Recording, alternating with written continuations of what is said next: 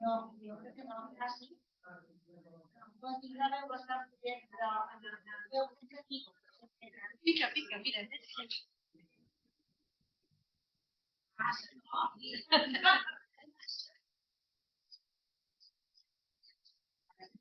Hola.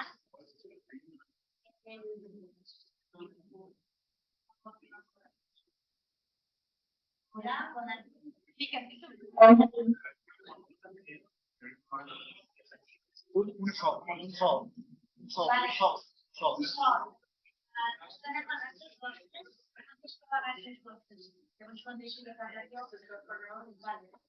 Hola, bona tarda. De moment només amb el meu i quan jo acabi la paraula suposo que ella controlarà per la unitat. Molt bé. Doncs, bona tarda a totes i a tots i moltíssimes gràcies. En poques ocasions i en els darrers temps jo he vist la sala d'actes de la FEDE plena com avui. O sigui, només per això crec que ja ens mereixem tots un aplaudiment que no cal que fem, perquè farem al final, però realment és molt de reduir dels temps que corren, doncs, un tema tan aspre, un tema tan difícil com és el tema que avui ens ha reunit a totes aquí, doncs que estigui la sala també. Bé, deixeu-me que em presenti. El meu nom és Carme Sunyer, soc presidenta de Fundipau, que és una de les entitats, juntament amb el Centre de l'Art d'Estudis per la Pau i la plataforma Aturem la Guerra, que hem convocat aquest acte sobre l'amenaça nuclear i el context actual avui aquí. Moltíssimes gràcies a totes les altres organitzacions de l'Eix de Pau de la FEDE i d'altres que han donat suport, com el Llogat Jaume Botell i d'altres que s'ho deixo que han donat suport a l'acte d'aquesta tarda. Bé, jo faré una breu introducció al tema que després els nostres ponents desenvoluparan. Deixeu-me que comenci donant una explicació, diguéssim, del que és un tema, i és que per la majoria de l'opinió pública, fa 9 mesos, el tema de l'amenaça nuclear, la veritat és que semblava com una utilitat molt limitada. Però de fet, les armes nuclears són un autèntic perill per a la seguretat de les persones, dels pobles i del medi ambient. I sí que és veritat que les armes que maten més persones són les armes curtes, les més perilloses són les armes de destrucció massiva. I entre aquestes destaquen les nuclears, l'arma més terrorífica que mai hem inventat. I malgrat ser coneixedors d'aquest poder destructiu, deixeu-me que ho digui d'aquesta manera. Avui al món tenim 12.705 amenaces nuclears. És a dir, 12.705 armes nuclears en mans de les 9 potències nuclears. La majoria d'aquestes armes tenen una potència destructiva 100 vegades més grans que les que van explosionar sobre les ciutats japoneses de Hiroshima i Nagasaki. Sí que és veritat que des del final de la Guerra Freda el nombre, objectivament parlant, d'armes nuclears ha disminuït, sobretot pels acords entre els Estats Units i Rússia, però el que és realment preocupant, molt preocupant, és la ingent despesa en programes de modernització i actualització d'aquestes armes nuclears. Només us donaré 2 exemples. L'any 2020, i en plena pandèmia, les 9 potències nuclears es van gastar 72,6 bilions de dòlars en els seus arsenals nuclears. I l'any 2021 aquesta xifra va pujar fins als 82,4 bilions de dòlars. Malauradament, la doctrina de la dissuasió nuclear persisteix com un element de les polítiques de seguretat de tots els estats nuclears i els seus aliats. El mite de la dissuasió és que les armes nuclears no s'utilitzaran mai, perquè se suposa que han de prevenir els conflictes i dissuadir d'utilitzar les armes nuclears. Però la invasió d'Ucraïna per part de Rússia i les amenaces d'utilitzar armes nuclears posen en evidència la fal·làcia que suposa la dissuasió com a garant de la seguretat global, perquè aquesta política s'està utilitzant per coaccionar, intimidar, facilitar pressions com la invasió russa d'Ucraïna i l'annexió de part del territori i inflamar tensions. L'amenaça d'utilitzar armes nuclears comporta un risc inacceptable de destrucció de vides humanes, societats, països i de provocar conseqüències globals catastròfiques. A més, en el context actual de guerra a Ucraïna, també s'ha de tenir en compte el greu perill que ha suposat l'ocupació per part de Rússia de la central nuclear de Txernòbil, encara que estigui en desús des de fa 20 anys, i els atacs de lideratge occidentals i l'estat d'atacs al voltant de la central nuclear de Zaporizhzhia. Qualsevol atac a una central o en zones properes pel risc de danyar els reactors, les piscines de refrigeració de l'aigua que alimenten els reactors, les fonts d'alimentació d'electricitat, etc. Només que hi hagués un atac en una d'aquests aspectes que us dic, provocaria una catàstrofe radioactiva. Aquesta tarda volem aprofundir sobre el risc inherent que suposa l'existència d'un nombre tan ingent d'armes nuclears per la salut de les persones, dels pobles, del planeta, la seva capacitat destructiva, la inoperància del Tractat de No Proliferació Nuclear i també com la societat civil organitzada, juntament amb alguns països, organitzacions internacionals i centres de recerca, va aconseguir que les Nacions Unides adoptés el Tractat Internacional sobre la Prohibició de les Armes Nuclears sota el criteri humanitari, és a dir, pel dany que provoquen aquestes armes. Les 3 organitzacions que som avui aquí, el Centre de l'Art d'Estudis per la Pau, l'Associació Internacional de Metges per la Prevenció de la Guerra Nuclear i Puntipau, representem la xarxa de més de 600 organitzacions que sota el paraigua de la campanya internacional per l'eliminació de les armes nuclears va treballar de valent per aconseguir un tractat internacional de prohibició d'aquestes armes que posés el focus en les conseqüències humanitàries d'aquestes armes de destrucció massiva. Ara passaré a presentar-vos, tot i que probablement alguns ja us coneixeu, els 3 ponents d'aquesta etapa. I us presentaré per ordre en el que intervendran. A la meva dreta, la Teresa Fortuny. Ella és llicenciada en Física i investigadora del Centre de l'AS d'Estudis per la Pau en els àmbits d'arsenals nuclears i empreses de la indústria militar. A l'altra punta de la taula tenim el Xavier Bohigas, també ell és doctor en Física i professor jubilat de la Universitat Politècnica de Catalunya, investigador del Centre de l'AS en els àmbits d'armament nuclear, despesa militar, I+D militar i empreses de la indústria militar. I finalment, a la meva esquerra, Carlos Manya, copresident de l'Associació Internacional per a la Prevenció de la Guerra Nuclear. Organització,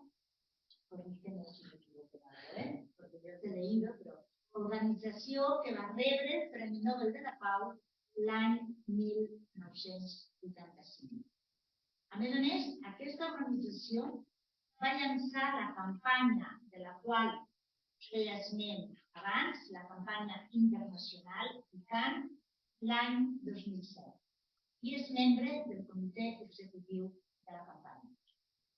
ICAN va rebre el Premi Nobel de la Pau l'any 2017 per tota la feina feta per aconseguir el Tractat de Prevenció. I de fet el Carlos ens ha portat el senyor Alfred, que diu ell, la medalla per si després la voleu atançar a veure-la, fer una foto. I jo ja, sense més, donaré pas a la Teresa, tant la Teresa com el Xavier centraran la seva intervenció en les amenaces, els tractats, els arsenals, la despesa en arsenals nuclears, etc. Gràcies, Carme. Bona nit a tothom. Gràcies per ser aquí. A veure, des del centre de l'AS hem insistit sempre en els riscos i amenaces que suposa la mera existència de les armes nuclears. Puja una mica. Se'm sent millor ara?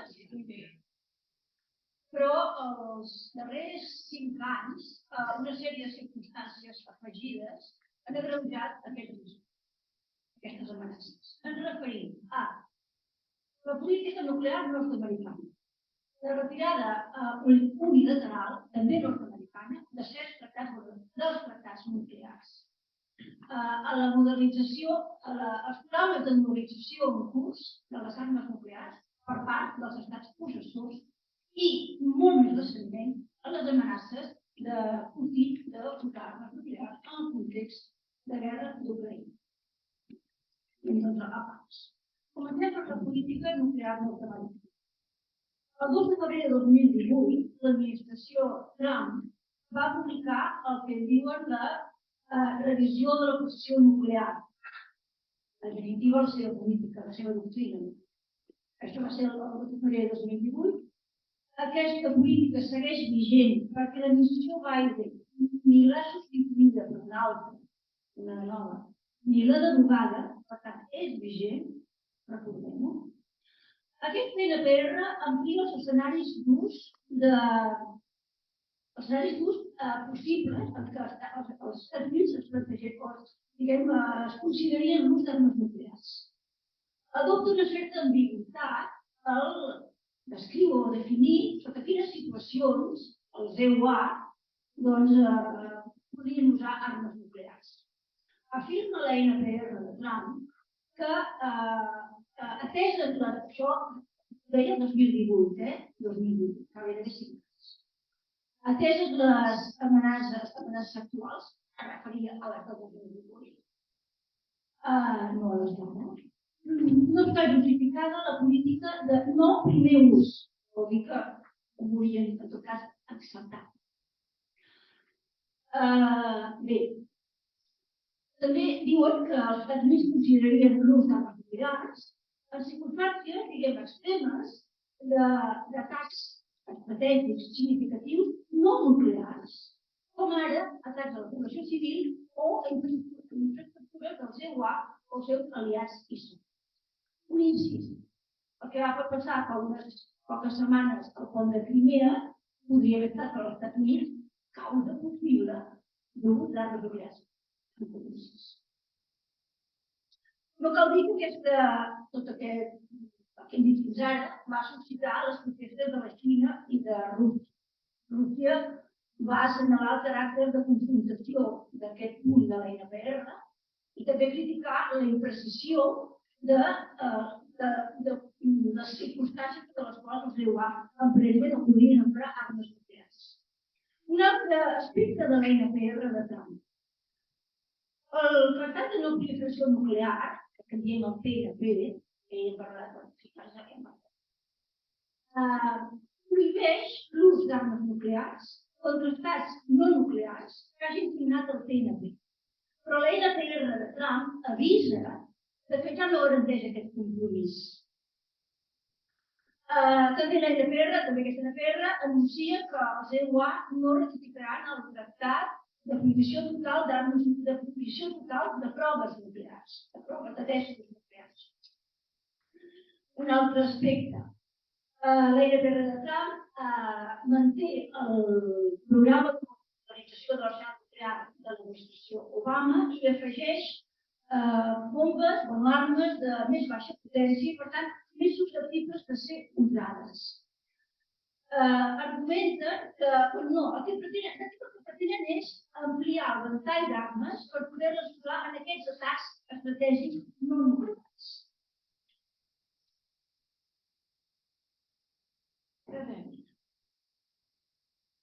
Anem a un altre punt. Anem a la retirada dels Estats Units dels tractats nuclears. L'any 1972, els EUA i l'URSS van signar el tractat ABM, Anti-Ballistic Missile. Era un tractat de limitació dels sistemes de defensa contra míssils. Aquests sistemes consisteixen en que es pretén detectar un míssil atacat i interceptar-lo amb un míssil contraatacat. Bé, doncs l'any 2002, els EUA unilateralment van marxar del tractat ABM. Es justificaren dient que era per defensar-se contra l'Iran. Una bestiesa, perquè l'Iran ni aleshores ni avui no té míssils balístics de tan llarg. Però Rússia, encertadament, va interpretar que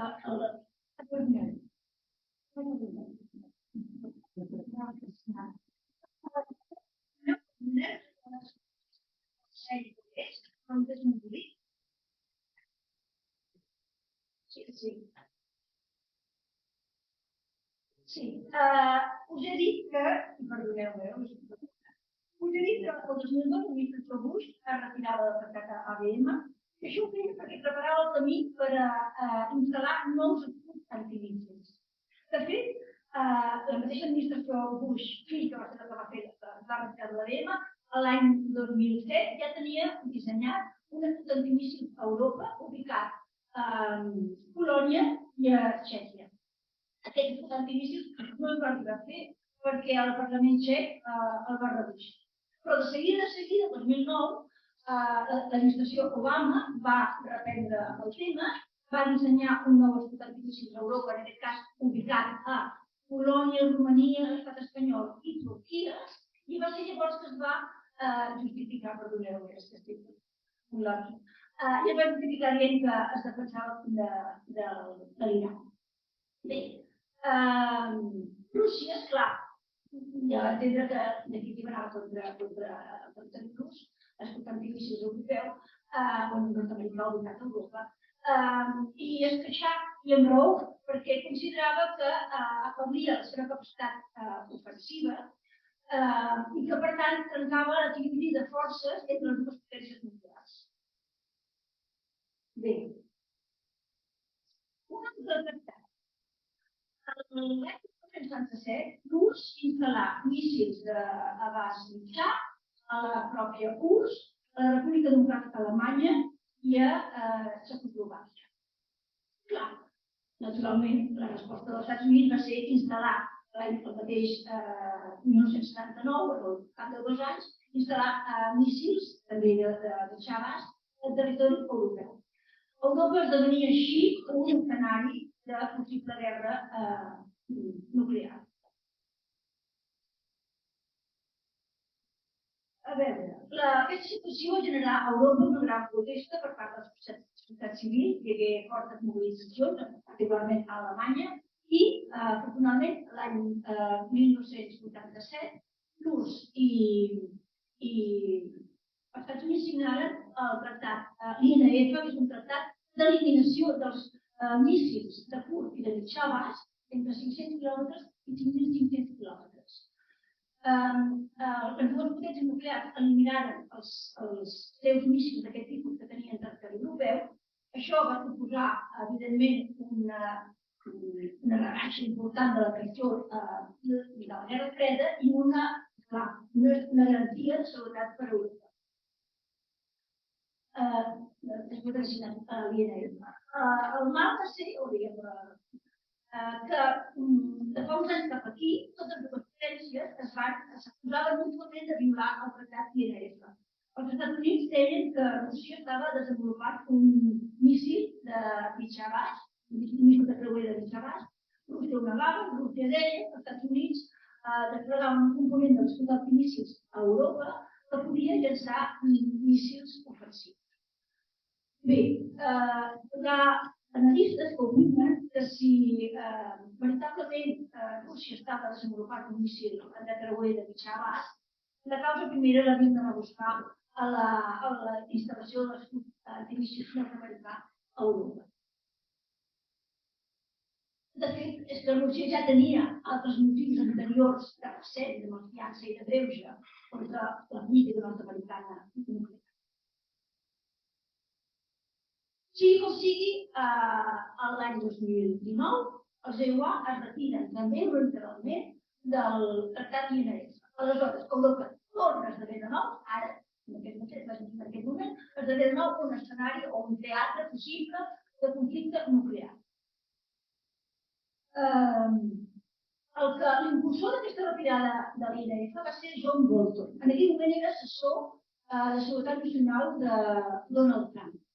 Sabem que Bolton és un enemic acèrrim de qualsevol restricció que constrengui la política nord-americana.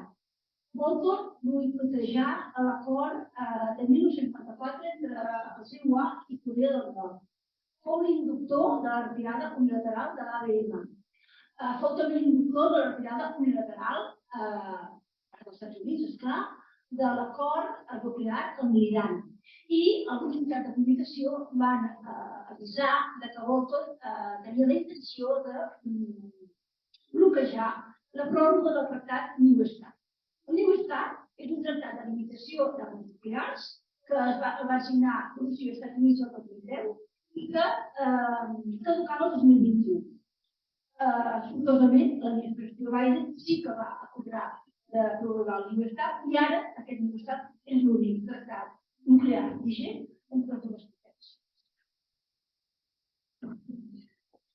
Tot això podria desprendre que els Estats Units es volen deslligar de tots aquells compromisos nuclears que els estornin, que els ensofestin d'assolir-ne la sobirania. Per cert, tan i tan desitjada per Donald Trump. Bé, passem ara a la política nuclear de Rússia. L'actual política nuclear russa va sortir publicada en un document l'any 2020 i establia 4 condicions de les quals Rússia podria usar armes nuclears. La primera, si tinguessin dades fiables que hi havia un atac amb míssils, també míssils nuclears. La segona, un atac nuclear o de qualsevol altre tipus d'arma de destrucció massiva. 3. Un atac d'instal·lacions governamentals o militars, de forma que la paralització o la inhabilitació d'aquestes institucions suspendés les accions de resposta nuclear. I 4. Un atac amb armes convencionals, però que posés en perill la pròpia existència de l'estat. El document d'aquell de 2020 insisteix molt en el caràcter defensiu de les seves armes nuclears. el conceptuen aquest ús com un càstig a l'adversari atacant. Putin, el 2018, 2 anys abans de l'explicació d'aquesta política russa, el 2018 també va parlar sobre la doctrina nuclear, va dir que la seva doctrina nuclear no preveu atac preventiu, que de fet ells ho considerarien com un contraatac recíproc i que no usarien mai armes nuclears si no construirien llevat que tinguessin la certesa d'un atac nuclear per part de tots. Aquestes declaracions, malauradament, són diferents de les que van donar mesos enrere. També s'ha dit que la setmana passada, els traductors, Putin també en un discurs, en un centre, també va parlar d'això, va intentar suavitzar una mica les declaracions prèvies, quan assegura després. I ara parlem, quan jo acabo, amb els riscos de les armes nuclears. Hem dit, el sol fet que existeixi, són sense privar-ne, existeix un risc, és un perill. Quins riscos tenim? Per exemple, els relacionats amb les armes nuclears. D'aquests accidents n'hi ha hagut molts, alguns de molt greus. Els hem anat coneixent a mesura que la informació s'ha anat desclassificant. Per exemple, estem parlant d'avions transportant armes nuclears que s'han activat o que s'han incendiat. Estem parlant de submarins transportant armes nuclears que s'han enfonsat. En molts casos hi ha hagut disseminació radioactiva. En alguns casos mai s'han recuperat algunes de les armes nuclears, queden allà, per exemple, romanen al fons del mar, per exemple. A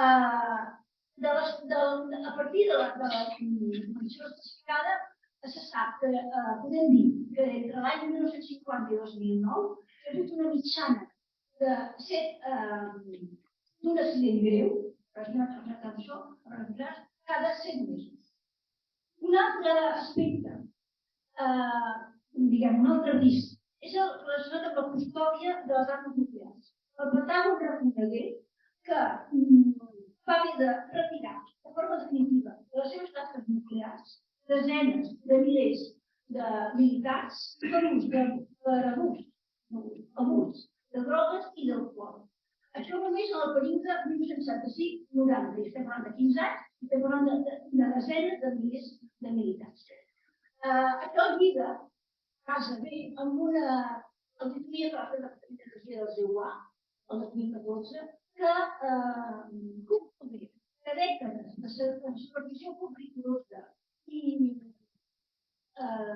seguretat deficient havien posat en perill la fiabilitat i la seguretat de les seves armes.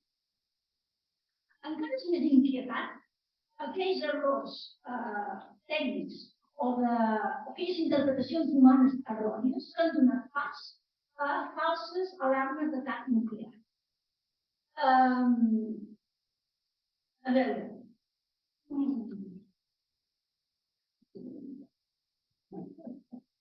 si en aquestes circumstàncies d'un suposat atac nuclear s'hagués reaccionat seguint el protocol amb un contraatac nuclear, la catàstrofe estava assegurada. I de fet no és difícil equivocar-se. No és difícil, no acabar de confrontar dades i confirmar dades, perquè el temps de resposta és molt curt. Cal llançar els míssils contraatacants abans que els atacants arribin a territori propi. I el temps de vol d'un míssil intercontinental de Rússia, Estats Units, és de menys de mig. Sí. Bé, només podem dir que l'explosió accidental d'una arma nuclear, la possibilitat d'explosió nuclear accidental d'una arma nuclear és petita, però és menuda. Si tinc temps, puc acabar dient... No, sí, exagia potser no...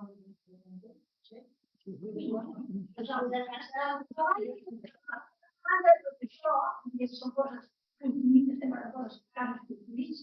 És evident que si un estat construeix armes nuclears, es pot usar.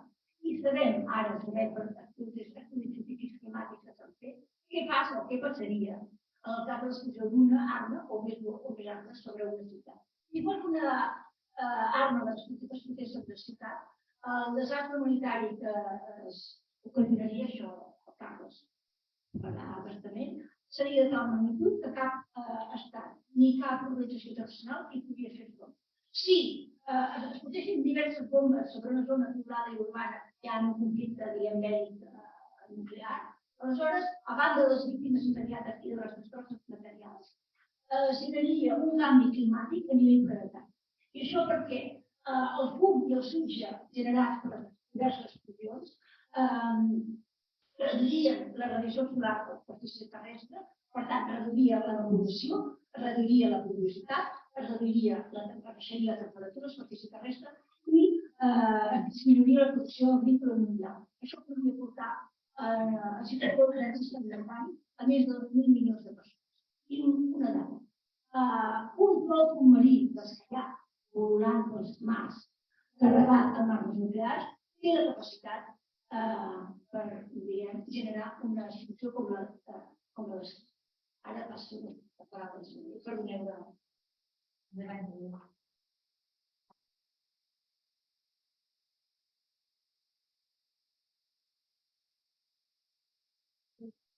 A la meva part us donaré bastantes dades i les podreu anar seguint aquí a la pantalla. La primera dada és que a principis d'aquest any l'arsenal nuclear mundial era aproximadament 12.700 casos. Aquí teniu la distribució segons el tipus d'armes. Us en parla les desplegades vol dir són aquelles armes, aquells caps nuclears que estan situats en míssils preparats per utilitzar-los o bé en bases d'avions, bases aèries, també per poder utilitzar aquestes bombes. Aquestes serien les desplegades. I que vull dir que els estats que tenen aquest tipus d'armes són Rússia, Estats Units, França i el Regne Unit. Els altres nuclears no tenen. Per tant, serien la segona categoria que en diem emmagatzemades, tal com ho sabem per tant, necessiten un cert temps per una certa manipulació per poder-les posar en els míssils o bé per transportar-les des del magatzem fins a la base aèria, etc. És a dir, que realment demana una operació que s'han d'utilitzar diversos dies fins i tot amb alguns. La suma d'aquestes dues quantitats dona el que hem anomenat casos nuclears actius i la columna de la dreta, l'inventari total, és diferent de l'anterior, almenys, sobretot i bàsicament en Rússia i els Estats Units, perquè aquests dos països tenen una gran quantitat de bombes nuclears que anomenen retirades, el que passa que estan en perfecte estat i estan en espera de desmantellament. Tot això fa aquests 12.700 caps aproximadament. El cas de Corea del Nord, faig un apunt, perquè segurament és les coses que més gent ja té al cap. No hi ha cap dada que tingui capacitat d'instal·lar armes nuclears, caps nuclears, amb míssils intercontinentals. Sí que és possible que els pogués utilitzar míssils de mig o curt abast. Els míssils intercontinentals serien aquells tipus que s'utilitzarien en un atac entre Estats Units i Rússia, que vol dir un abast de l'ordre de 10.000 quilòmetres. Els altres, els de mig i curt abast, són de menys de 5.000, 2.300 o fins i tot pocs setmanes. Els caps nuclears desplegats de Rússia i Estats Units estan limitats pel tractat universal que abans he documentat, que és l'únic tractat de limitació d'armament nuclear. La diferència entre un i l'altre està sobretot en què els Estats Units tenen una certa quantitat d'armes tàctiques desplegades. La Rússia no en té. Tàctiques vol dir de curt abast, de centenars o poc milers de quilòmetres. Totes les altres serien de molt llarg abast. És una diferència important. Després tornaré a parlar d'aquestes bombes que les tenim aquí.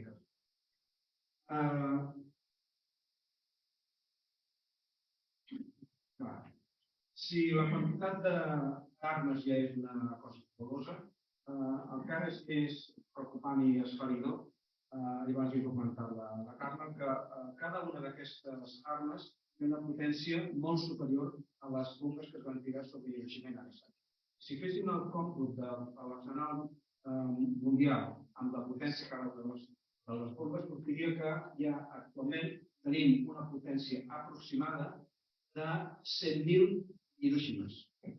Repeteixo, 100.000 Hiroshimes. No hi ha tantes ciutats o quants. Si tot això ja fa por, encara és molt més preocupant que aquests estats que tenen caps nuclears desplegats tenen el que s'anomena armes amb màxima alerta. Això vol dir que poden ser disparades en menys d'un quart d'hora. I aquests són Rússia, Estats Units, França i Regne Unit. Fixeu-vos que la Xina no té desplegades ni amb màxima alerta. On estan aquestes armes, sobretot en míssils intercontinentals en base terrestre, però el més preocupant de tot seria que estan situats en submarins. Concretament, als Estats Units en té 14, Rússia en té 11 i França i Regne Unit en 3, per exemple. Que estan permanentment patrullant el món. I cada un d'aquests submarins pot fer una catàstrofe nuclear, com la que us he comentat. Passo amb una altra qüestió de números. En despesa, Rosa ja ha comentat també la Carme, 82.400 milions de dòlars l'any 2021. Com a cosa curiosa, això vol dir 150.000 dòlars cada minut. Cada minut 150.000 dòlars. Bé, la quantitat és algo superior a l'anterior. Com és habitual, els Estats Units representa més de la meitat de la despesa, portem el 54%. Tots els estats tenen programes de modernització. El més extraordinari és el dels Estats Units, que la mateixa oficina del pressupost del Congrés va fent una avaluació, cada vegada va augmentant, i apunta que seran uns 50.000 milions de dòlars anuals durant, de moment, 10 anys, tot i que hi ha un programa previst d'ampliació i modernització de tot el personal de 30 anys. Passo ara a les bombes nuclears d'Europa. Els Estats Units és l'únic país del món que té armes nuclears dipositades en estats fora del seu territori, si no comptem els submarins. És l'únic país del món. Va començar als anys 50 i pocs a posar-ne al Regne Unit, després a Europa, després les anat retirant, i actualment n'hi ha 100. Aproximadament unes 100 bombes, situades a Alemanya, Bèlgica, Països Baixos, Itàlia i Turquia. El que és, però també sorprèn, que malgrat que aquestes bombes estan sota control de les forces nord-americanes, la força aèria alemanya, dels Països Baixos, belga i italiana tenen capacitat per actuar i, per tant, carregar dintre dels seus avions aquestes bombes. Són bombes, les actuals, de gravitació, és a dir, d'aquelles que es deixaran i cauen. No són propulsades, tot i que tenen un petit cor, però són propulsades. Obama, l'any 2013, va iniciar un programa de modernització d'aquestes bombes que permetria que fossin guiades, és a dir, que poguessin ser, si deixen una cosa, doncs cauen on li toca. Si és guiada, té una capacitat de maniobra. Es va iniciar aquest programa l'any 21 i està previst que l'any que ve, a principis del 23, ja es comencin a desplegar a Europa. La particularitat d'aquestes bombes, que a més de ser guiades, tenen altres funcionalitats, i és que poden ser disparades de forma gravitatòria o bé són coses tècniques que si ho interessen després dir. La potència de cada una d'aquestes noves bombes seria com a màxim 50 quilotones, que vol dir aproximadament 2 o 3 vegades com cada una de les que van llançar sobre el. Hi ha opcions o hi ha models que poden posar una càrrega una mica menor. Ja us podeu imaginar que les autoritats russes sempre han protestat d'aquesta situació i, reiteradament, li han insistit que això és una amenaça sobre la seva defensa per qüestions òbvies. Aquest fet, des del nostre punt de vista, considerem que vulnera justament el tractat de no proliferació que ha firmat els Estats Units, ha firmat Alemanya, Itàlia. Per què? Perquè aquest tractat prohibeix que els estats nuclears transfereixin armament nuclear en un altre, com en aquest cas. I també prohibeix que els estats rebin. Per tant, aquí hi ha, des del meu punt de vista, o del nostre punt de vista, hi ha una doble penalització. I L'últim punt que volia comentar, i que ràpidament també, és l'aspecte del finançament de les armes nuclears. Evidentment que les armes nuclears estan controlades pels governs. El que passa que els fabricants solen ser, doncs són, empreses privades. I com a empresa privada necessita un suport financer. Necessita que els bancs els donin crèdit, necessita que hi hagi agents que siguin inversors, que algú hi col·loqui els bons d'inversió, etc. En aquest moment hi ha 25 empreses implicades en la fabricació d'armes nuclears. No vol dir que siguin només i que només facin armes nuclears, sinó que fan moltes altres coses, i entre d'altres aquesta. No? I hi ha 338 inversors de 32 països, això vol dir que hi ha fons d'inversió, companyies d'assegurança, sobretot bancs, altres empreses i fins i tot particulars. Una cosa que ja veieu, nosaltres en tenim 4 d'aquests inversors molt propers, el Banc Santander, el Vizcaya, el Banc Vizcaya, el CEPIC. Això és bàsicament preocupant perquè el CEPIC és una empresa pública. Per tant, nosaltres som els amos. És a dir, que aquí potser ens podríem dir alguna cosa i... En fi, ja està. L'ICANN va iniciar una campanya fa no massa dirigida als inversors perquè desinvertissin en aquestes empreses que financien o que fabriquen armament nuclear. El cert és que ha sigut, podem dir que ha anat bastant bé, perquè en els 3 últims anys hi ha hagut 127 institucions financeres que han desinvertit. I a més, una dada molt important que en la justificació d'aquesta desinversió deien que ho feien o citen el Tractat de Prohibició d'Armes Nuclears, que no té res a veure amb el TNP, i que ara el Carlos us en parlarà amb una mica de detall. I entre aquestes entitats financeres hi ha algunes molt importants, com per exemple un banc central, que és el Banc d'Irlanda. Bé, per la meva banda, doncs, ho deixo aquí, suposo que hi haurà preguntes, doncs ja ho entenem, i passo la paraula a Carlos.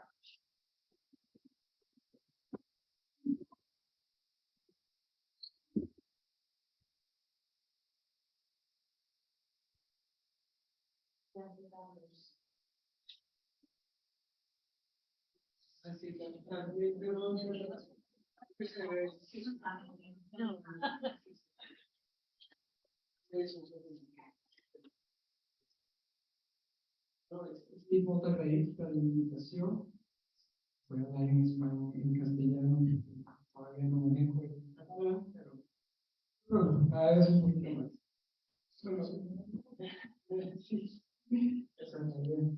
Bueno, como lo ha dicho Carlos, yo vengo en representación de 2 organizaciones, la Asociación Internacional de Médicos para la Prevención de la Guerra Nuclear e ICANN, la campaña internacional para la abolición de las armas nucleares.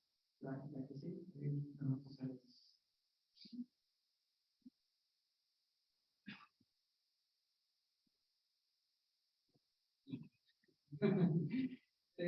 Bueno, eso es IPPW. En 2006, vamos a usar la que sigue, IPPW fundó ICANN, como digo, también es una coalición que actualmente cuenta con 650 organizaciones e inscritos en el país. Al ICANN se nos dio en 2017 el Premio Nobel de la Paz por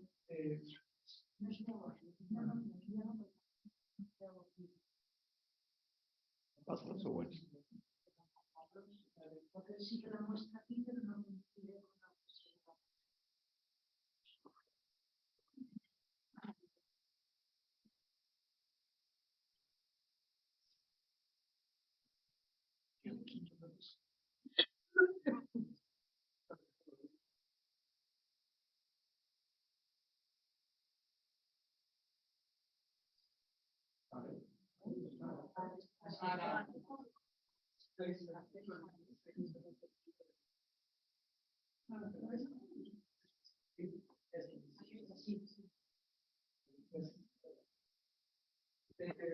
Bueno, casi nos dio el Premio Nobel en 2017, según el Comité Nobel, por 2 razones.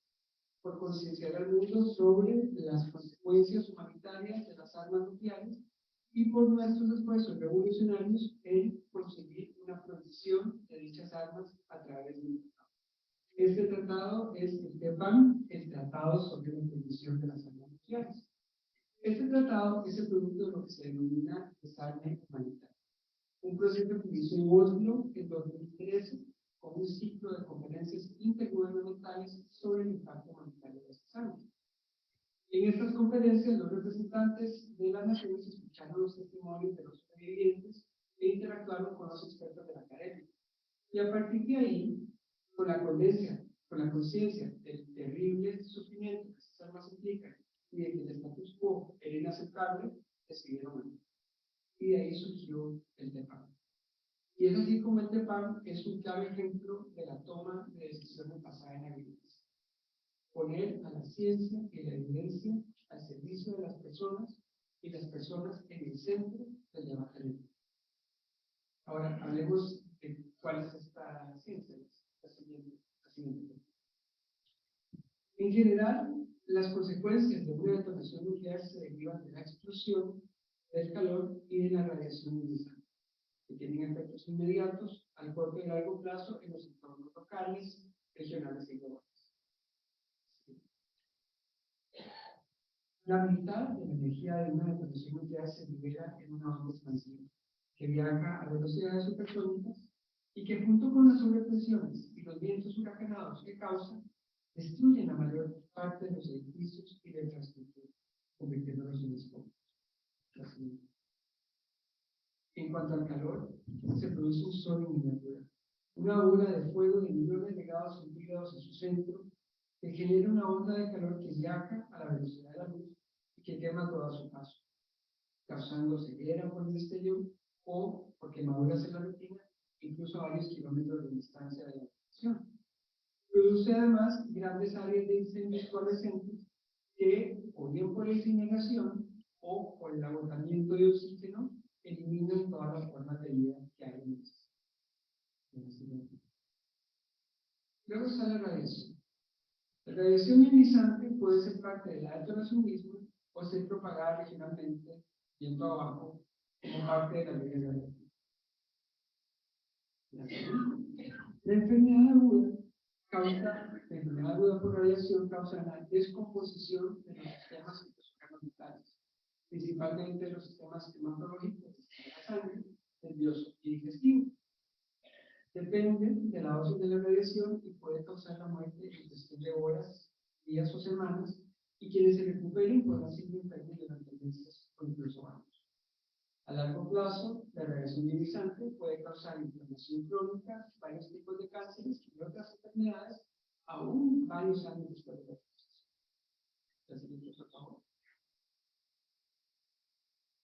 Y la radiación también puede causar defectos congénitos drásticos y daño clínico.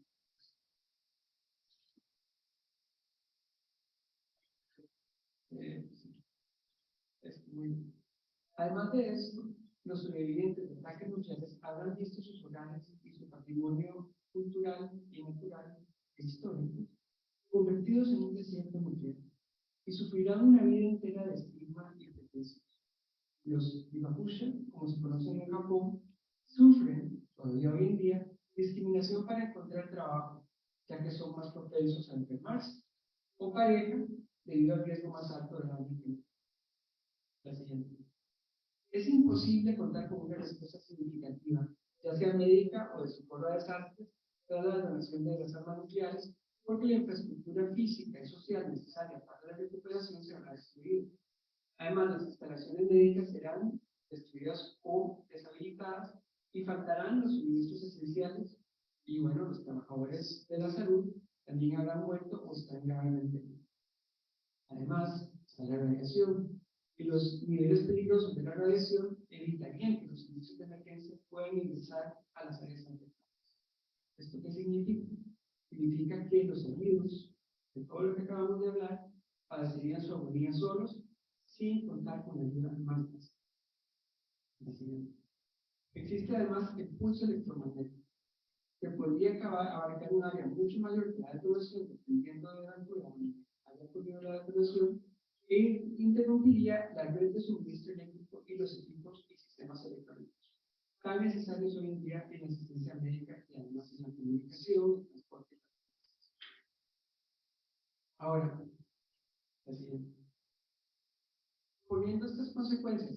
contexto actual, que se ha hablado de detonaciones tácticas, una sola detonación de un arma táctica de 100 kilotones, estamos hablando de aproximadamente unos 8 Hiroshimas, sobre una gran ciudad podría aniquilar inmediatamente a cientos de miles de personas y herir de esta forma, que acabo de hablar, a muchísimas más.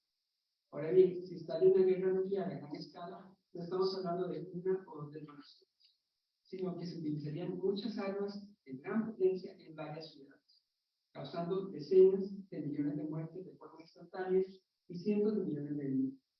Habría también una devastación ambiental enorme, no solo por la destrucción masiva y la radiación que se esparciría globalmente, sino también por la destrucción de la capa de ozono, y especialmente por la gran cantidad de hollín y restos que subirían a la estratosfera y bloquearían la luz solar, y que causaría un descenso drástico y súbito, como dijo Teresa, de la temperatura global en unos 25 grados centígrados, produciendo el denominado invierno nuclear, que sería devastador para muchísimos ecosistemas y muchas especies, ya que es muy poco probable que muchas cadenas tróficas, muchas cadenas alimenticias puedan soportar tanto tiempos con la oscuridad y con fríos tan extremos.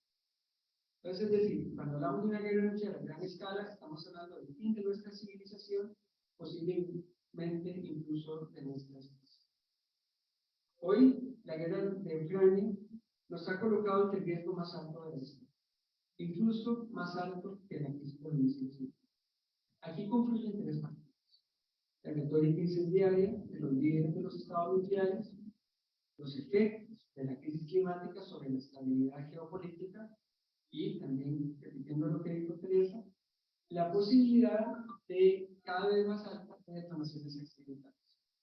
Solo con el arsenal nuclear estadounidense se han documentado más de 1000 accidentes, y públicamente sabemos de 6 ocasiones en las que sabemos que el mundo estaba a punto de entrar en una guerra nuclear a gran escala, por ejemplo. Hoy, de las aproximadamente 12.700 unidades nucleares que actualmente poseen los 9 países nucleares, unas 1.800 se encuentran en estado de alerta máxima. Como dijo Xavier, están listas para ser detonadas en el. Estos sistemas de alerta máxima son altamente dependientes de sistemas automatizados y son vulnerables a ciberataques, a errores técnicos y errores humanos. Y han sido activados por falsas alarmas como ventadas de gansos, nubes de tormenta o globos meteorológicos. A fin de cuentas, las armas nucleares son máquinas, y todos sabemos que, con nuestra experiencia diaria con la tecnología, las máquinas tienen. Ahora, en el contexto de una guerra en la que ha habido amenazas nucleares explícitas y en la que ya se han cruzado varias líneas rojas, aumenta la probabilidad de que se den malas interpretaciones y malos cálculos, y de que estas malas interpretaciones y malos cálculos puedan dar lugar a represalias y a una guerra nuclear. Si se cruza el umbral del uso de las armas nucleares, los riesgos a una escalada rápida y a gran escala son altísimos. Hay muchas cosas que pueden salir mal, y de una guerra nuclear no hay vuelta atrás. Según Robert McNamara, que fue el secretario de Estado de los Estados Unidos durante la crisis de Cuba de 1962, no ha estallado una guerra nuclear por suerte. Es decir, la política internacional es eso. Bueno, hoy estamos vivos no por una buena administración de estos arsenales o porque estén en manos responsables, sino por suerte. Y tarde o temprano, esta suerte se va a acabar. Mientras existan las armas nucleares, existe el peligro de excesos. Y ojo, que no estamos ante una catástrofe, estamos ante un invento humano y un peligro que se puede y se debe hacer. Ahora, está más que claro que el desarme nuclear es urgente y es necesario. O es el fin de las armas nucleares, o es nuestro fin. Ahora, ¿cuál es la ruta para conseguir el desarme? Cuando terminó la Guerra Fría y hubo un punto de baja tensión entre los estados nucleares, este hubiera sido el momento para preparar el desarme nuclear. No se hizo porque las armas nucleares jugaban un papel central en la defensa. No se hizo por el peso que tenía la palabra nuclear y por el privilegio que estaba asociado a ella. En estos días está más que claro, bueno, En estos días está más que claro. Por mí.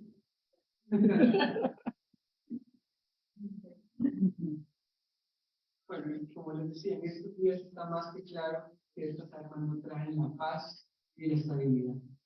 De que estas armas no se tratan de seguridad, sino de protección de poder. Tenemos que entender que esta crisis tan extrema en la que estamos actualmente no es algo fortuito, sino la consecuencia lógica de que existan estas armas. Ahora bien, veámoslas como son. Las armas nucleares no son armas prácticas. Sus efectos no se pueden controlar, no respetan fronteras. No están hechas para acabar con blancos militares, sino para acabar con muchísimos civiles de una forma atroz. Y su uso derivaría en una guerra nuclear, por lo cual sería un acto suicida. Entonces las armas nucleares en realidad no se pueden usar. Y si no se pueden usar, entonces, ¿cuál es su poder? ¿Cuál es su función? Su poder es retórico. Es el símbolo que representa la amenaza de la destrucción, una amenaza que tiene que ser terrorífica. Este es el símbolo. Las armas nucleares, el poder está en lo que representa. Entonces, para lograr el desarme nuclear, nuestra tarea es de construir este símbolo. Y ahí es donde entra este paso de la paz. Ahora es urgente tomar medidas para la paz. Es urgente que los tomadores de decisiones sean coherentes con los valores democráticos y humanistas y que sean valientes en la defensa de los intereses de los demás. La antítesis de la amenaza existencial de las armas nucleares no son más armas nucleares ni más amenazas. Es la paz. Y la paz no se logra a través de amenazas o oposiciones, sino tendiendo puentes y construyendo oportunidades de cooperación. Algo que requiere un esfuerzo diplomático arduo y continuo. La antítesis de las armas nucleares es el multilateralismo materializado en el tema. Este tratado, es un triunfo de la diplomacia internacional. ¿Quieres pasar a la siguiente? También. Sí, vamos a ver esta imagen. Estamos hablando de algo un poquito más positivo. Entonces, este banco es un grupo de la diplomacia internacional. Es el resultado del empoderamiento colectivo de los estados no nucleares y que ellos hayan asumido un rol activo en el desarrollo nuclear, desafiando a los grandes poderes militares y económicos. Esta iniciativa nace del entendimiento de que el problema nuclear es global, de que tiene consecuencias globales y por lo tanto su solución es colectiva y todos los países son partes interesadas, ya sea que tengan o no armas nucleares.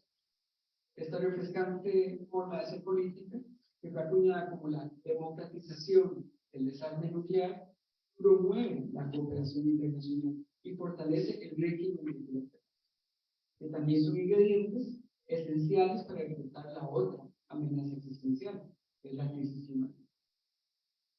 Este PAN estigmatiza las armas nucleares a través de su prohibición, una estrategia que históricamente ha demostrado ser eficaz y el proceso mediante el cual se han abolido todas las demás armas de destrucción. Hablamos de las químicas, las biológicas, las minas terrestres y las municiones invasivas. Hoy en día consideramos impensable que un país se jactara de ser una potencia química o de usar armas biológicas en sus doctrinas de seguridad. Esto es porque hay una fuerte normativa internacional y un clima mundial de condena moral que hace que semejantes afirmaciones o semejantes políticas sean un. Como el tratado multilateral, este PAN produce un cambio normativo que se fortalece con cada nuevo país que lo ratifica. Y este cambio normativo se convierte en comportamiento internacional que lo terminan siguiendo incluso los países que no hayan firmado el tratado y que no están obligados legalmente a cumplir. Y como ejemplo, tanto el caso de Estados Unidos con las minas terrestres y la munición invasiva. Por el efecto normativo, Estados Unidos dejó de producir estas armas sin firmar previamente los tratados que las prohíben, porque se quedó sin compradores, se quedó sin inversores y se había creado en el mundo un clima mundial de condena moral que hizo que producir estas armas fuera políticamente desfavorable. Ahora, el TPAM, con solo existir, hace que los países deban manifestar una posición concreta con respecto a las armas. se acabaron los puntos intermedios. O las armas nucleares son aceptables o no lo son. Un país que no firme el tratado está manifestando que está de acuerdo con las armas nucleares y con sus. Hoy en día, el poder se siente estancado y los asociados al poder de a las imposiciones de las amenazas y cada vez más asociados a la capacidad de crear puentes y oportunidades de cooperación. Y el TEPAN es parte de este cambio. Voy a terminar diciendo que el TEPAN, perdón, el desarme nuclear es posible, es más que posible, pero requiere un movimiento social grande que encamine un cambio de paradigma. Requiere la participación de todos los ciudadanos del mundo y de todos los países del mundo. Cada ciudadano que se manifieste en contra de las armas nucleares y en favor del TEPAN fortalece el poder normativo del TEPAN. Así que ha llegado la hora de prohibir y eliminar las armas nucleares, porque o es el fin de las armas nucleares o es nuestro. Un mundo sin armas nucleares es necesario y es posible, y juntos lo podemos construir. Así que con la mirada puesta en el futuro, hagamos todo lo posible por proteger la vida en el mundo, la vida sobre el planeta, hagamos nuestra parte y seamos parte. Démosle una oportunidad a la paz. Muchas gracias.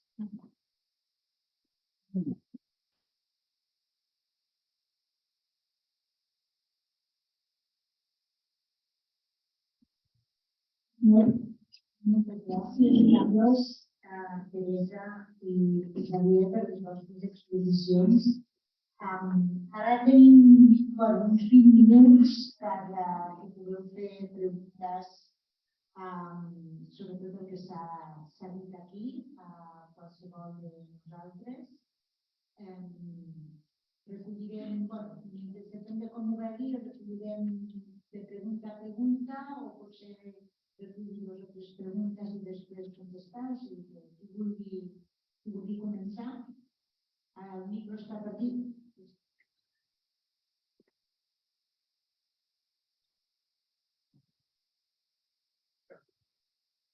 Teniendo en cuenta que la única alterador evidentemente sobre las sistemas nucleares, primero del 21, que tanto o sea, ya es una ley que prohíbe la construcción, el uso de armas nucleares. Siendo así, ¿cómo puede ser que no es fácil exigir a los gobiernos según la ley? ¿Y qué se puede hacer? Em diuen que no se sent el micro. ¿No? Tampoc, una cosa no la fa. Ara millor. Yo decía que trabajamos, teniendo en cuenta que la ONU ya declaró ilegales, no nucleares, el uso y todo eso, es ilegal por ley. Es tan difícil exigir a los gobiernos que cumplan la ley. ¿Qué se podía hacer? Es una buena pregunta.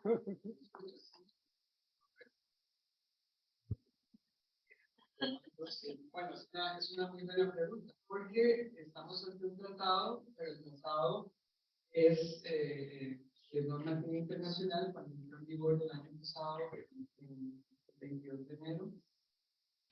Es legalmente, un tratado legalmente vinculante solamente para los estados que lo firmen, ¿verdad? Un estado que no firme el tratado y que no lo ratifique no está legalmente obligado a cumplirlo. Ahora, por eso es que el efecto normativo, ¿verdad? Se crea en los tratados multilaterales, se va creando un cambio de comportamiento. Ese es el poder que tiene la estigmatización, que hay muchos ejemplos en la historia al respecto, no solamente con las armas de destrucción masiva, ¿verdad? Cuando se crea esa prohibición y esa presión de grupo, esa presión política a nivel mundial, que es una condena moral, que hace que todos los demás países también siguiendo ese comportamiento que hayan firmado el tratado, existe ese, o sea, no solamente ha pasado con el año pasado también con otros grandes efectos, como por ejemplo la abolición de la esclavitud. Cuando se empezó a la esclavitud, había muchos países que todavía dependían de la esclavitud como parte de su comercio, ¿verdad? Y eso es cuando se estigmatiza y todo el mundo decide que es inaceptable, en ese momento se va creando ese ámbito, ese ambiente desfavorable, difícil de tener armas nucleares. Porque si las armas nucleares existen actualmente, no es solamente una competencia de los 9 estados nucleares, no solamente es culpa, digamos, que estamos atacando. Ahí tenemos, como he incluido también, culpa en realidad todas las personas que de alguna u otra forma en algún momento hayan perpetuado el mito de que las armas nucleares generan algún poder. Incluso la misma palabra potencia nuclear es algo que está asociando a la palabra nuclear cierto privilegio. Y ese privilegio es lo que estamos deconstruyendo, es lo que necesitamos deconstruir para que los estados en realidad no quieran tener armas nucleares, para quitarlas de este puesto, de este pedestal que tienen en la Organización de Seguridad y con base en la evidencia, con base en el riesgo, la evidencia y las consecuencias humanitarias sean lo que impere a la hora de tomar estas decisiones, no la necesidad de buscar poder, no la necesidad de prestigio y el privilegio de tener el apellido. Pero me gustaría añadir una cosita a lo que dice Carlos, que també cal canviar el discurs patriarcal que associa l'heroisme i el poder a lo que és masculí s'ha de canviar per tal de que passem al discurs de la seguretat humana, de la seguretat compartida, i que hi hagi moltes més dones en els poders de decisió sobre el desarmament nuclear. Això és una de les del que va dir la Bea Cristina, directora executiva d'ICANN, quan va recollir el Premi Nobel. Cal canviar el discurs i cal que moltes més dones estiguin en la presa de decisions sobre el desarmament nuclear. De fet, en l'adopció del Tractat sobre la Prohibició de les Armes Nuclears, el que fan la presidenta de la comissió, si no recordo malament, no recordo el seu nom, el Carlos segurament que sí, perquè és compatriota seva, la senyora de Costa Rica, era la presidenta de la comissió sobre la negociació diplomàtica. I per això és un tractat que posa la persona i l'ésser humà al centre de la societat, com abans deia el Carlos. Que només era afegir. Gràcies. Sí, ¿se oye? Sí. Yo estoy totalmente de acuerdo con la propuesta que hace el ponente, pero sinceramente, como con otras propuestas de los movimientos sociales, de los sectores pacifistas o progresistas de la sociedad, no deja de tener una base de ingenuidad muy grande. Porque claro, si partimos de la base de que los países que tienen armas nucleares, excepto Israel, que todavía no ha dicho no se más, asume que tiene armas nucleares y ni se avergüenza, ni se está planteando quitarlas, y que además Estados Unidos, que es la mayor potencia, o al menos la más moderna, no solamente no renuncia, sino que al contrario, se ha ido de todos los tratados que de alguna manera le condicionaban. Y además es, al menos por lo que respecta a nosotros, este imperio, estos imperios que nos manda, y lo ha demostrado últimamente con la guerra de Ucrania, como lo había demostrado antes con otras guerras que ella impone cuando le daba gana, Irak o Siria o Libia, o antes los Balcanes. Entonces, está en Europa, por ejemplo, como una región importante desde el punto de vista económico, desde el punto de vista cultural, desde el punto de vista de conciencia social de gran parte de sus habitantes, no tiene capacidad ninguna de reacción. Ninguna. Tiene que hacer lo que dicen los Estados Unidos. Yo recuerdo que cuando el Tratado de no proliferación de armas nucleares, el gobierno español de entonces cuestionaba firmarlo porque le parecía una actitud de cinismo y de hipocresía que obligaran a países que ni se habían planteado, ni se querían plantear tener armas nucleares, a firmar ese tratado, por imposición de Estados Unidos.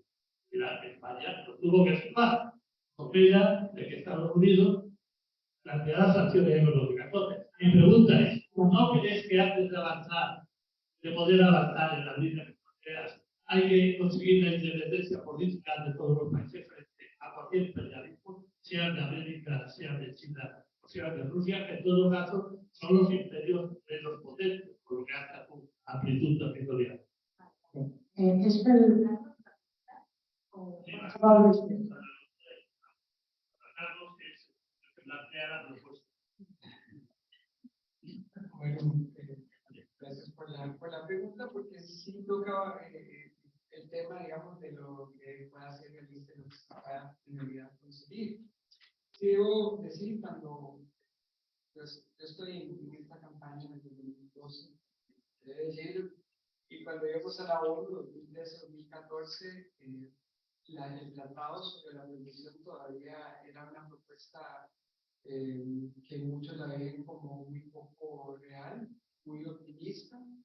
Nosotros como gran cosa contábamos los países que se atrevían a mencionar la palabra prohibición en su declaración. Pasar de eso a que en el 2017 la gran mayoría de las comunidades internacionales estuviera negociando de buena fe, una maravilla de negociación regional. Cuando está en un proceso en la ONU es aburridísimo, le dan 15 minutos a cada delegado para hablar, 16, ahogan en palabras en los conceptos que está acá, y casi siempre es un poco de los que en la ONU. Cuando quieren negociar de buena fe, sin embargo, le dan 15 minutos, duran medio minuto. Dicen que el tratado tiene que tener esto y esto. ¿Y qué pasó en esa negociación? Que como fue una negociación tan efectiva, porque todos querían negociar de buena fe, hubo también espacio enorme para que participara la sociedad civil un día entero, para intercambiar con la Academia de Sociedad Civil, y era en la ONU, está la sociedad civil, en un panel, como decir, nosotros, los delegados, haciendo preguntas como si fuera una clase universitaria, algo que jamás se había visto en el ámbito de la ONU, que es como tiene que funcionar de esa forma desinteresada, de esa forma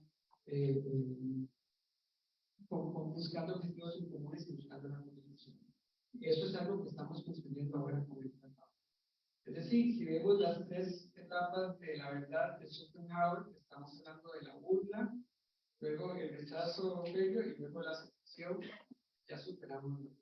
Estamos ahora en el rechazo de los estados nucleares, ¿verdad? Que primero eran indiferentes y nos rechazaban, y ahora actualmente pues, nos aborrecen los esfuerzos, se tratan de negar el tratado sobre la prohibición. Ahora, cuando hablamos de el mundo en torno a los países nucleares y no nucleares, no es un blanco y negro, quién es nuclear y quién no nuclear. Lo tenemos que ver más que todo como una serie de círculos concéntricos, como yo digo, como ir pelando la cebolla. En los círculos más externos están los países que no tienen armas nucleares y que no tienen ninguna alianza militar y que además ya han tenido una prohibición in situ de las armas nucleares. Estamos hablando, por ejemplo, de Latinoamérica y el Caribe, que en virtud del Tratado de Tlatelolco son una zona libre de armas nucleares. Luego nos acercamos un poquito más hacia el centro de la cebolla y están los países que no tienen armas nucleares, pero que sí tienen alianzas militares. Hablamos ahí de la OTAN, de Japón, de Corea del Sur o de Australia y Nueva Zelanda. Y luego ya en el centro están los países nuclearmente armados, que son 9, y en el centro, ¿verdad? En el núcleo de la cebolla están Estados Unidos. Así que esta cebolla la vamos pelando por capas, así es como funciona la estigmatización. No es un trabajo difícil, estamos hablando de un cambio de paradigma, y como todo cambio de paradigma, todo cambio relevante en la historia de la humanidad, no es algo que se da inmediatamente, requiere esfuerzo. Ahora, el ser optimista no es ser ingenuo, eso tengamos claro también. El ser optimista es quizás una posición muy realista, porque las únicas personas que en realidad logran cambiar el mundo son las personas que creen que el cambio es posible.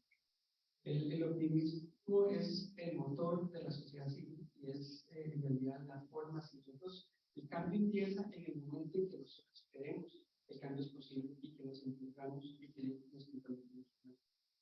Así que, pues, sobre el imperialismo y etcétera, sí, obviamente, sería genial para el imperialismo que no hubiera países que quieran dominar el mundo ellos mismos, ¿verdad? Pero hablemos de la estigmatización de las armas nucleares, que es lo urgente, que es la amenaza existencial. ¿Y qué es lo que necesitamos hacer? Necesitamos que estar de acuerdo en esa ruta, que es difícil. Todo lo demás son excusas. Que nos vamos a quedar sin protección, pues, eso son excusas. Necesitamos llegar al desarrollo nuclear, que ese sea la meta. Todo lo demás son excusas y todo lo demás nos va a llevar a la muerte de la humanidad.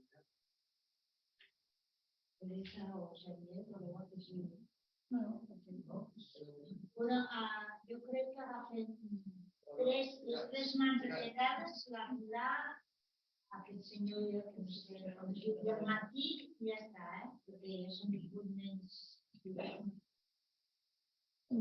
De tot el que hem dit, bueno, a part que fa raó escoltar, escoltar tot el que hem estat escoltant, em quedo una coseta petita, que és el que deia la Carmen, de hablar de seguridad humana, de seguridad humana, y después me quedo con el tema de que cuando hablamos de armas nucleares, hablamos de potencia nuclear. Por tanto, sin darnos cuenta, al menos me había dado cuenta nunca, es que le estamos poniendo en favor. Creo que deberíamos cambiar esta palabra por países que tienen la amenaza nuclear, países que son el peligro nuclear, o sea, palabras que ya de por sí son feas, ¿no? Pues amenazante o es un peligro y tal, ya no queremos saber nada de él. En cambio, si es una potencia igual, me arrimo yo a que algo bueno le va a venir. Bueno, seguramente hasta que no nos deshagamos de los imperialismos, como dice Luis, la cosa no está bien, pero en fin, vamos a tener que seguir viviendo Luis mañana y todo. Por tanto, si en algo podemos colaborar en desprestigiar, en estigmatizar las armas nucleares, pues creo que eso sí lo podemos hacer.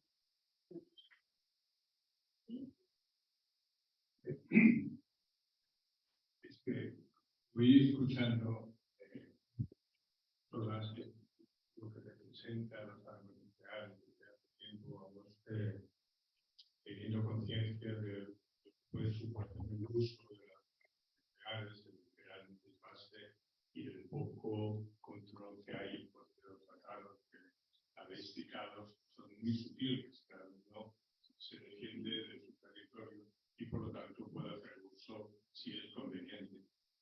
Pero yo dentro de ese contexto luego fui leyendo y hablamos del contexto actual, lo que está ocurriendo en Ucrania y en Rusia. Entonces, Rusia ha ido amenazando del uso de armas nucleares porque se me supongo que no está dispuesta a perder la guerra en esa situación suya. Escuchar ahora hablar de la tragedia del uso de las armas nucleares parece que estemos autorizando las armas convencionales. Parece que estemos amenazando totalmente las armas nucleares y nos callemos del no a la guerra. Porque yo el no a la guerra, yo no lo escucho. No sabemos qué hacer con la paz, no sabemos cómo hacerlo. Porque no lo estoy escuchando, no se está organizando el no a la guerra. Y dentro del no a la guerra, estoy seguro que si no hay guerra, estoy totalmente de acuerdo en prohibir en las armas nucleares y crear conciencia. Pero en estos momentos me parece una contradicción. Hablar de las armas nucleares con todo lo que puede ocasionar y no hablar del convencionalismo que es la guerra que se está produciendo. Yo propongo, por favor, que tratéis en todo caso cómo se puede hacer para hablar de no la guerra. Pilar, potser que contestis tu amb aquesta pregunta. És que aquest acte, no sé, aquest acte, contestant a aquest senyor, aquest acte que va ser una proposta de la plataforma de la guerra, era un acte formatiu, és a dir, per donar formació a l'opinió pública d'un tema molt difícil de que surti a l'esfera pública, tot i que, per desgràcia, com he dit jo al començament, des de la invasió russa d'Ucraïna, de tant en tant se'ns crida, perquè anem a algun mitjà de comunicació que passa amb això de les armes nuclears, però l'objectiu, ja entenc el que vol dir. Evidentment, tots els que estem aquí estem en contra de la guerra i no volem les guerres. I em sembla que hi ha accions de resistència contra la guerra que he vist la mà d'allà darrere del Martí que segurament podrà explicar-ho. Però l'objectiu de l'acte d'avui era perquè la majoria de persones del públic potser no coneixien aquesta realitat dantesca, però també esperançadora en quant a la capacitat que té la societat civil organitzada per exercir canvis. Perquè, com deia el Carlos, el 2012, el 2014, era impensable que pogués haver mai una negociació diplomàtica a Nacions Unides per tal de tenir un tractat internacional de prohibició. En canvi, va succeir. O un tractat de prohibició contra les mines antipersona que deixessin de fabricar mines antipersona. Però són processos molt lents, que triguen anys, però que els canvis, l'objectiu d'aquest acte que se'ns va demanar era formatiu. No m'allargo, passo la paraula al Martí. De totes maneres, totalment d'acord amb el que diu vostè, estem tots contra les guerres. Això era un acte concret per parlar de l'armament nuclear, però és evident que estem contra tots els armaments i estem per fomentar la seguretat humana, com deia la Carme, i que les persones hem d'estar en el centre. I el que ens dona seguretat no és tenir milers de milions invertits en un armament nuclear que no es pot fer servir i que sabem que no es farà servir, sinó que aquests diners els necessitem per cuidar la vida i per cuidar-nos nosaltres i per cuidar la natura. No m'allargo perquè segur que tots estem molt d'acord amb això. Abans d'acabar també, passo la paraula al Martí, després al Francesc i va on no vull una cosa. Primer de tot, desgraciadament, magnífic aquest acte per haver parlat d'aquesta desgràcia. Si teniu el benvinguts, que podem conèixer l'organització, us diu per dir que atenció a les armes nuclears que es poden destruir 10 vegades tot el planeta. I no li hem fet, diguem, tothom, no és un tema que no sé. Jo crec que està molt bé conèixer el detall de la lluita internacional civil que s'està portant, amb totes les coses, si no es comencen, no es pot. Estem aquí. Certament que la guerra d'Ucraïna ens ha posat sobre la taula no aturem totes les guerres, perquè les guerres no poden ser mai, especialment avui en dia, al segle XXI, un mitjà legítim en nom de la legítima defensa, que provoquen més destrucció que allò que pretenen més morts que allò que pretenen aconseguir. Per tant, des d'aquest punt de vista, vist l'impacte sobre el qual estem socialment, amb el debat sobre si és de Putin, més de l'OTAN, més del Biden, no sé qui, la desgràcia sobre el poble d'Ucraïna, la part del poble rus, tots nosaltres directament estem patint, ens hem posat en marxa just aquesta setmana, de tots vosaltres, aquesta acció, podeu recollir a fora aquesta paret, vosaltres que esteu participant en això, totalment hi ha dones per dones, feministes contra les guerres, tots els dijous es troben a la plaça Sant Jaume, a les 7 de la tarda, que posar-ho qui pugui.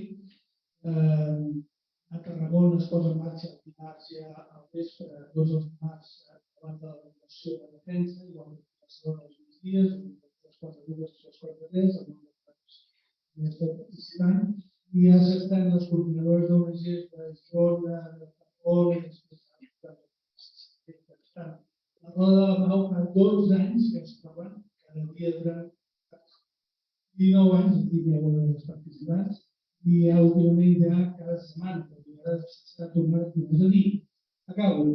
Crec que és important que canalitzem la nostra ràbia, la nostra indignació, la nostra frustració en accions d'aquestes que pot fer tothom, que tenen molt poc risc, i però que no s'acabaran amb la idea d'estar plancats davant de l'Ajuntament, sinó que a distància, si cal cada dia, entrem els freds, si cal obstruirem els accessos, ens encarregarem, en funció de les ganes que tinguem d'implicar-nos, passarem dels actes testimonials sobre un sol dia a actes que intentin versionar la llei. I els governs no aturen les guerres contra la ciutat terra, contra els governs, perquè en una societat democràtica són interessants. I qui la farà? Doncs si només hi ha coses.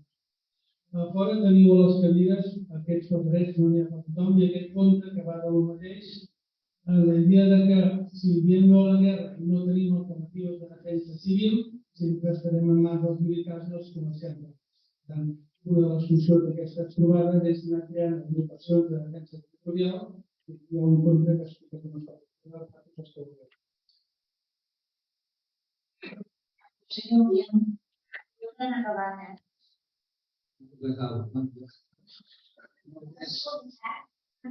No, afegint els comentaris que Carme, de la Pilar i d'en Martí, molta gent recordarà que el dia 24 d'abril hi va haver una manifestació a Barcelona, no va ser gaire exitosa, era molt poca gent, i des d'aleshores moltes entitats i molta gent hem intentat reactivar, animar, engrescar la gent en contra de la guerra. O sigui, recuperar els esperits de les mobilitzacions que hi va haver l'any 2003 i hi ha hagut moltes iniciatives. Per exemple, el mes de juny, aquí a Barcelona, hi va haver un encontre cimera, tenint en compte que a Madrid es feia la cimera de l'OTAN i aquí hi va haver també debats al voltant del que representava aquesta trobada del nou concepte estratègic de l'OTAN.